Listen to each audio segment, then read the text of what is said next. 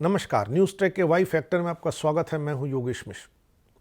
आप कल्पना कर सकते हैं क्या कि रियल एस्टेट की मंदी से उबरने के लिए रियल एस्टेट के कारोबारी या भवन निर्माता लहसुन जैसी चीज को डाउन पेमेंट में लेंगे? पर आपको इस बात पर यकीन हो या ना हो, लेकिन गेहूं और लहसुन को डाउन पेमेंट के रूप में लिया जा रहा है। पर यह लेन देन भारत में जरूर नहीं हो रहा है। जिस चीन की अर्थव्यवस्था को लेकर के हम लोग रश्क करते थे और बार बार उदाहरण देते थे, उसी चीन में रियल एस्टेट बेचने के लिए डाउन पेमेंट के रूप में लहसुन और गेहूं लिए जा रहे हैं। इससे आप समझ सकते हैं कि चीन में रियल एस्टेट की स्थिति क्या है। दरअसल चीन में जीरो कोरोना रणनीति के बीच जनवरी से जून के बीच प्रॉपर्टी की बिक्री में 25% की गिरावट आई है।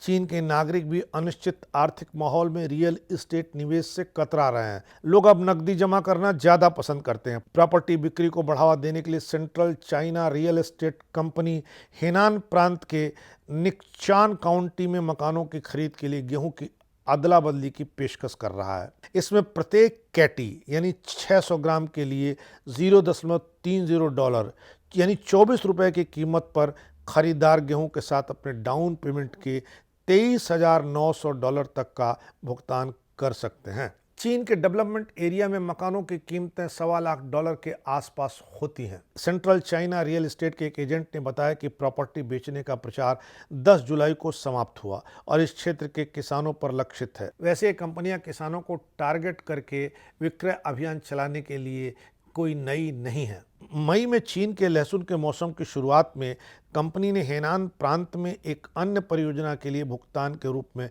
लहसुन को स्वीकार किया।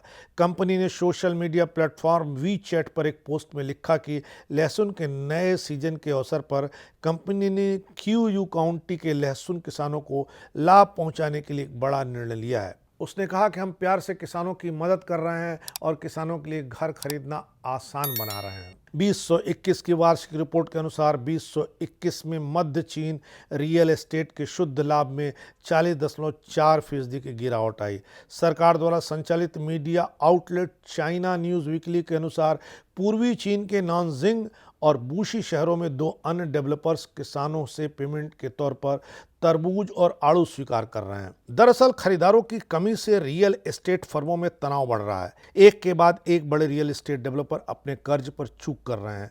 रविवार को शिमाओ समूह ने घोषणा की कि उसने उसी दिन $1 बिलियन के बॉन्ड पर ब्याज और मूलधन का भुगतान नहीं किया। 2021 की दूसरी छमाही के बाद से चीन में संपत्ति क्षेत्र में अपनी अनुबंधित बिक्री में उल्लेखनीय गिरावट आई। रियल एस्टेट कंपनी शिमाओ ने 2021 में इसी अवधि की तुलना में 2022 के पहले 5 महीनों में बिक्री में 72% की गिरावट दिखी। अन्य चीनी डेवलपर्स जिन्होंने दिसंबर 2021 से अपने डॉलर बॉन्ड पर चूक की है, उनमें एवरग्रांडे, कैसा ग्रुप और सनेक चाइना शामिल हैं। संपत्ति डेवलपर्स द्वारा अत्यधिक उधारी पर बीजिंग द्वारा नकेल कसने के बाद तरलता संकट शुरू हुआ है। एवरग्रांडे अपने कर्ज में चूक करने वाला पहला प्रमुख चीनी रियल एस्टेट डेवलपर था। इसके बाद यह संकट अन्य कंपनियों तक फैल गया क्योंकि बैंकों ने इस सेक्टर को मदद करने से इनकार कर दिया। नतीजतन यह वित्तीय संकट दूसरे क्षेत्रों में भी देखने को मिला। चीनी सरकार ने एवरग्रांडे के संकट का प्रबंधन करने के लिए कदम बढ़ाया है, लेकिन हाल ही में कई चीनी फर्मों के डिफॉल्ट के साथ निवेशकों के दूर भागने की आशंका फिर से उभर रही है।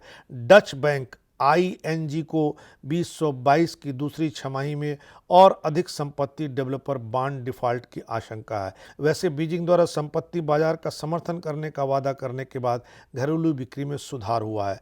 आंकड़ों के अनुसार मई में चीन में रियल एस्टेट की बिक्री में 38% की गिरावट दर्ज की गई, जबकि जून में यह गिरावट 31.8% की थी।